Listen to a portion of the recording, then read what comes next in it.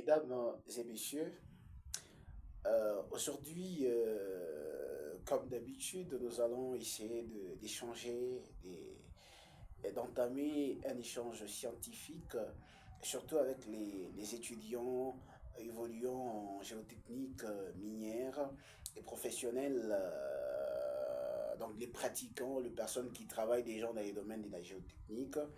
Aujourd'hui, nous allons parler d'un des systèmes de classification des massifs rocheux, notamment les RKD. Tout d'abord, le concept RKD, c'est un sigle, c'est une abréviation qui veut dire tout simplement désignation de la qualité de la roche ou Rock Designation Quality en anglais. Et alors, ces systèmes de classification nous renseignent juste sur les degrés de fracturation du massif rocheux qui reflètent partiellement la qualité de ces derniers. Alors, comment on arrive à calculer les RQD? Pour calculer les RQD, il y a une formule très simple.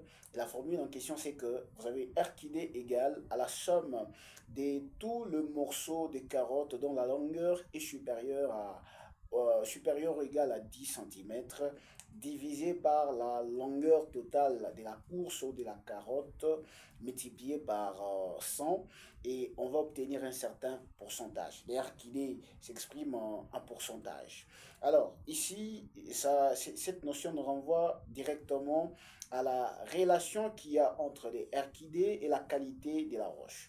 Lorsque vous faites vos calculs et que après vous avez par exemple un RQD inférieur à 25%, inférieur à 25%, inférieur ou égal à 25%, donc disons inférieur à 25%, vous avez une roche dont la qualité est très pauvre.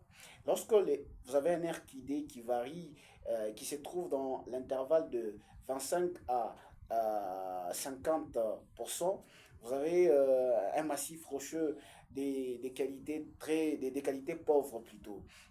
Et lorsque vous avez un massif rocheux dont le pourcentage, n'est-ce pas, dont les RQD est de 50 à 75%, vous avez un massif rocheux de bonne qualité. Et lorsque vous avez un RQD qui varie des 75 à 90%, vous avez un massif rocheux de qualité très bonne. Et lorsque vous avez un RQD compris entre 90 et 100%, vous avez bien entendu un massif rocheux d'excellente qualité. Et donc aujourd'hui, nous avons vraiment vu comment, c'est quoi les RQD et comment on peut bien entendu arriver à calculer les RQD. Et après avoir obtenu les résultats, comment on interprète ça. Alors, nous nous fixons rendez-vous très prochainement dans une autre vidéo où nous parlerons d'un autre système de classification des massifs rocheux.